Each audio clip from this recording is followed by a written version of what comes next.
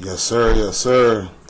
Yeah, it's gonna be like this, Before we get into anything, what's gonna be done with the video, I just want to explain to you that my thing is I get into the symbols of video games. I'm real heavy in breaking down symbols of video games. There's a lot of heavy messages in video games that relates to real life, real world. That's my thing. Of course, I deal with the knowledge, the moon and the stars and the planets and the galaxies and the dimensions, but I really relate video games to what's popping now because they use video games as symbols and rituals because kids play video games, adults also. That's why there's mature video games, so it ain't just for kids, But besides the point, the two games I'm gonna show you is gonna be Resident Evil 4 and Metal Gear Solid 4, and if you do the science, both of them are the fourth installments. Resident Evil 4 and Metal Gear Solid 4. A lot of people, it slipped over a lot of people's heads, just like the Dead Rising 2 slipped over people's heads with TK, how he had superior genes and they threw it in the game and he was a brother. Well, Resident Evil 4 and Metal Gear Solid 4, what I'm going to show you is it got heavy information on what's going on right now. If you just peep what's going on, and I'm also going to be putting words over them talking. Like you're gonna hear them talk, and then I'm basically gonna put words connecting with what they're talking about. Like for instance, she's gonna say we're gonna blow it up, and I'll type like Iraq or something while she's saying it. So basically, like she's gonna be talking, the lady on the video when you hear it, and then I'm gonna just be typing at the exact moment with my words and my notions what she's really trying to say. Who are you? If you must know, my name is Osmond Sadler, the master of this fine religious community. What do you want? To demonstrate to the whole world our astounding power, of course. No longer will the United States think they can police the world forever. This mission isn't an order from Washington, not like the old days. And it's not something the UN can officially sanction either. Why me? Because of the military might of the PMCs and the effect they have on the economy. War is to the 21st century what oil was to the 20th, the pillar that supports the global economy. The global community is concerned, but they're all too afraid of the war economy collapsing to do anything about it. Sounds pretty self-serving to me. But I, for one, don't intend to simply stand by and watch it happen. This isn't justice. It's a covert assignment. A hired hit. Will you do this for me? Will you terminate Liquid? Activate it. Liquid's goal is to seize control of SOP. To do that, he needs to analyze the nanomachine structure and find out how they communicate with one another. The nanomachines currently in use by militaries and PMCs are third generation. But their design is derived from that of the first generation. First generation? A nanomachine colony, part of which was Foxdie. 9 years ago at Shadowmo's. Former Congresswoman and U.S. presidential candidate Cynthia McKinney has been in Libya working with the non-governmental fact-finding mission for 10 days already. She's here at private expense, as are the other members of her team, to establish real, evidence-based facts on the reality of life in Tripoli amid NATO bombardments and civil war. She joins me now. Thank you very much, Cynthia. Thank you for having me. Well, why is fact-finding necessary in Tripoli? I can't remember who it was that said that truth is the first casualty of war, but we in the United States are very well aware that our country went to war against Iraq and encouraged the entire world to go to war with it against Iraq. 935 times the Bush administration lied to the American people and the international community about the reasons for going into Iraq. And then, after the deed was done, we had our Deputy Secretary of Defense say, well, we were in a room and we were just trying to figure out which lie the American people would buy. So we settled upon weapons of mass destruction. And just like that, the international community was drawn into a war that has completely decimated, destroyed an entire country, the country of Iraq. So now when our government says that they have a responsibility to bomb people in order to save them, I think it's important for the American people to understand what the truth is. You've mentioned Iraq, so do you think Libya could be like second Iraq? No, what I think is that Libya could become Somalia. One, in the reaction of the people to the possibility of foreign ground troops here. I don't think that is going to be anything that is welcomed by anyone other than the Libyan NATO allies who are called the rebels. You've been here for a while already, so what have you seen? What concerns me is that we have reports that depleted uranium is being used. We know that there are the missiles that are coming down, the bunker buster bombs that are being used. If depleted uranium is being used here, then everything that we see and breathe is contaminated. What do these reports come from? Actually, a member of parliament in the United Kingdom was the first person who mentioned the possible NATO use of depleted uranium that I am aware of. And since that time, I have spoken with some expert scientists who are familiar with the telltale signs of depleted uranium use. One is how the particulate matter tastes in your mouth. If there is a metallic taste, and of course, since I've been here and there have been a lot of bombings, I have asked around about the metallic taste. One of the persons that I brought with me is an attorney, and I asked him, and he specifically said yes, that he had a metallic taste in his mouth.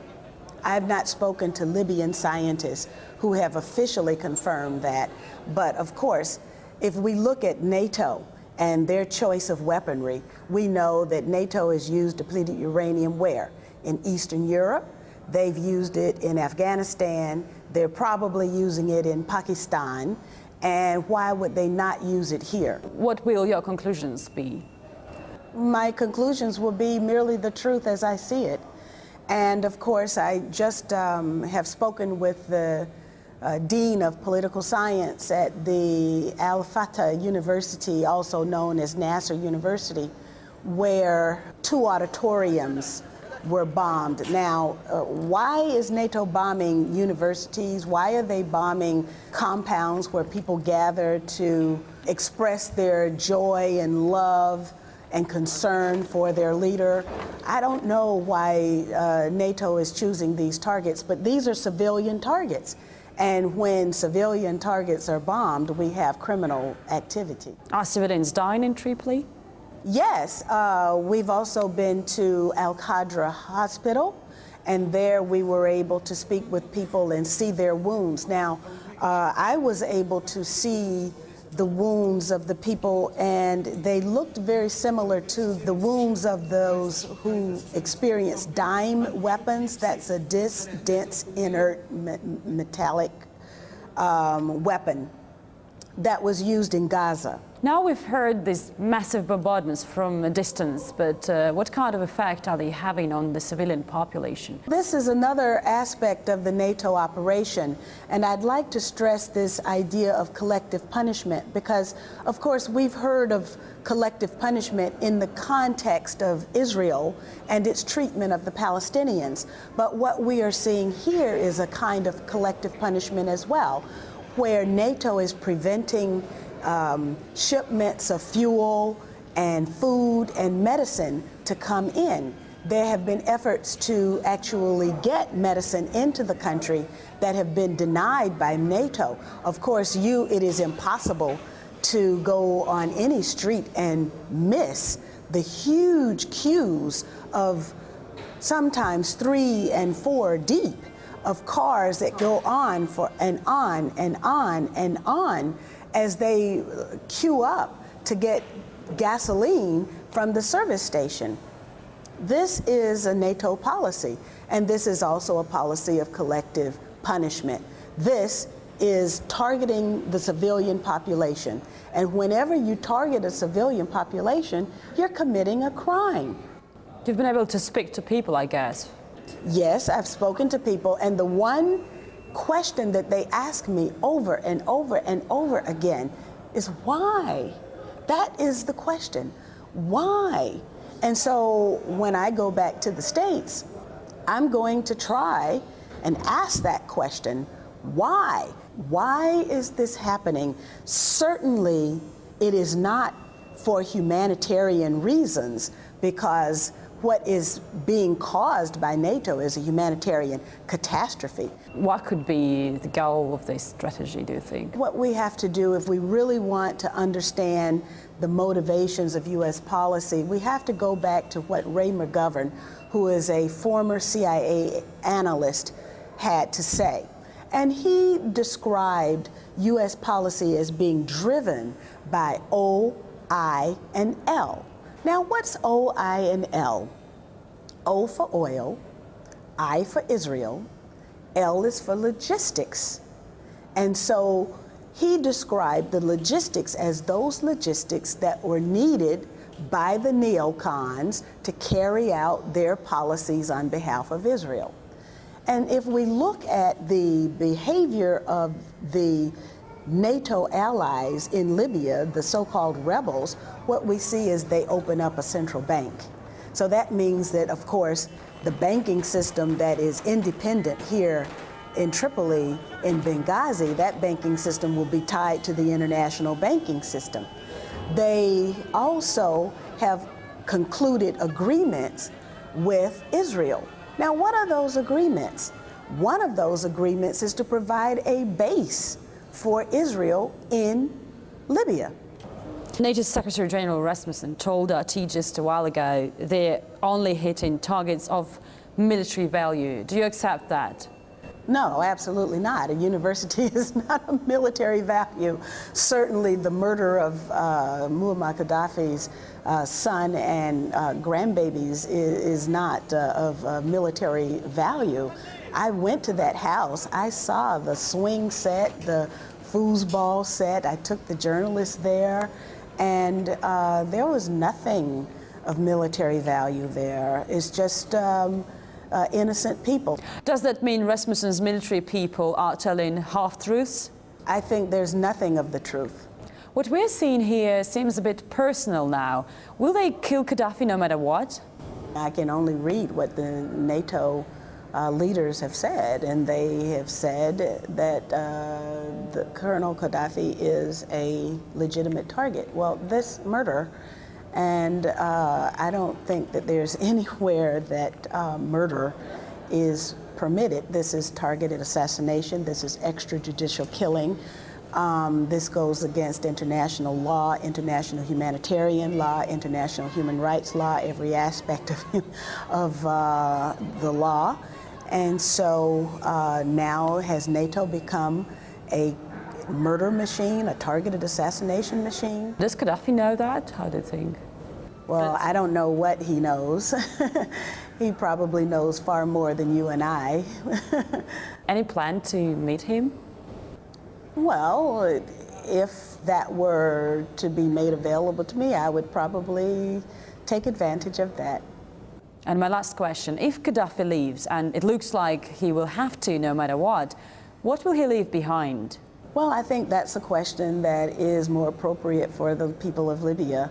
I know that I am here on a fact-finding mission, and solely to understand the truth, to transmit the truth as I see it, because the international press largely are not telling the international community the truth. Thank you very much, Ms. McKinney, for being with us.